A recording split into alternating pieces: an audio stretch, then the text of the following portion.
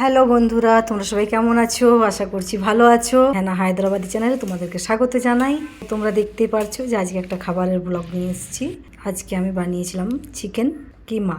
Chicken কিমা বানানোর জন্য আমি পেঁয়াজ কুচি করে কেটে নিয়েছি, টমেটো কুচি করে কেটে নিয়েছি, লঙ্কাগুলো কুচি করে কেটে নিয়েছি, আর সেই সাথে ধনে পাতা আর পুদিনা পাতা এগুলো কুচি করে কেটে নিয়েছি। আর যেগুলো লাগছে সেগুলো হচ্ছে গোটা গরম মশলা, লং, এলাচ, দারচিনি, দেখতে পাচ্ছ তেজপাতা, শুকনো লঙ্কা, গোলমরিচ, আর জিরে গুঁড়া, ধনে গুঁড়া, হলুদ, লঙ্কা গুঁড়ো, নুন, গরম মশলা, আর লাগছে অল্প পরিমাণে দই।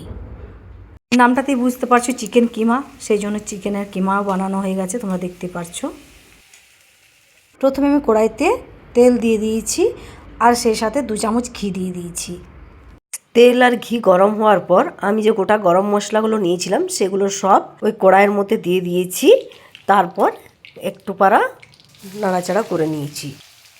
তারপর আমার যে পেঁয়াজ কুচি করা ছিল সেগুলো সব ওই তেলের মধ্যে দিয়ে দিয়েছি এবং একটু পারা নাড়াচাড়া করে নেব। পেঁয়াজটা আমার হালকা বাদামি করে ভাজা হয়ে গেছে। এখন আমি এর মধ্যে আদা রসুন বাটার পেস্ট দিয়ে দিচ্ছি।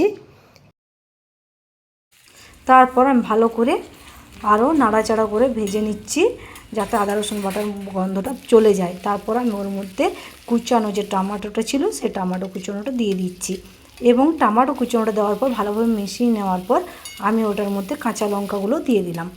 সবগুলো একসাথে বেশ ভালোভাবে ভাজা ভাজা হবে।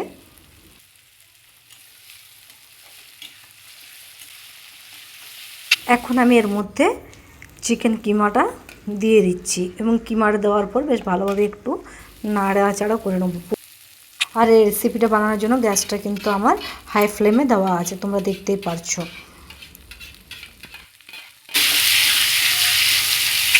এখন আমি এর মধ্যে নুনটা দিয়ে দিচ্ছি এবং নুনটা দেওয়ার পর একটু ভালোভাবে বেশ মিক্স করে নিচ্ছি। এরপর আমি একে একে সব মশলাগুলো কিমাটার মধ্যে দিয়ে দিচ্ছি।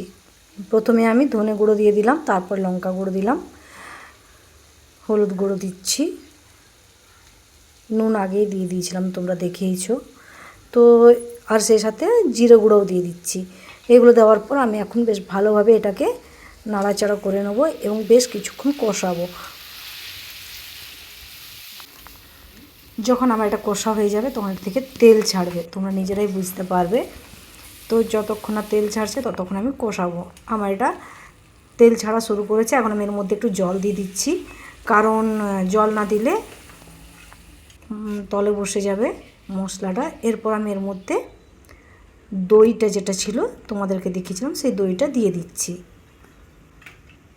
দইটা দেওয়ার পর আমি দইটাকে ভালোভাবে মিক্স করে নেব পুরো কিমাটার সাথে যাতে মিশে যায়।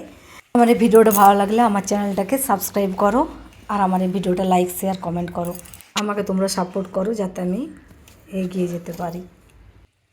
আমার ভালোভাবে নাড়াচাড়া করা হয়ে গেছে। এখন আমি এর মধ্যে পুদিনা পাতা যেগুলো কুচি করে রেখেছিলাম সেই পুদিনা পাতা কুচিগুলো দিয়ে দিলাম, ভালোভাবে মিক্স করে দিচ্ছি আর অল্প পরিমাণে গরম মশলা গুঁড়োটা দিয়ে দিচ্ছি।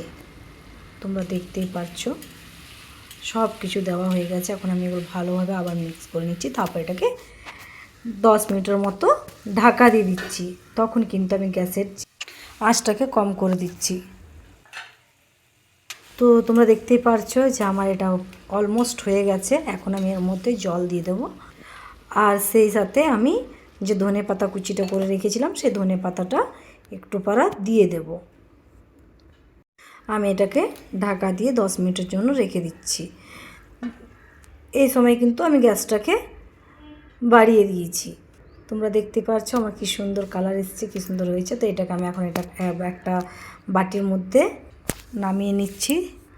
তারপর এটার সাথে রুটি, পরোটা, তন্দুরি রুটি, মানে তোমাদের যেটা আর কি ইচ্ছা, নান, বাটার নান, সেসবের সাথে আরামসে খেতে পারবে। তো তোমরা দেখতে পাচ্ছ কি সুন্দর হয়েছে, কি সুন্দর কালারটা হয়েছে। তো এটাকে এখন গরম গরম আমি সার্ভ করব।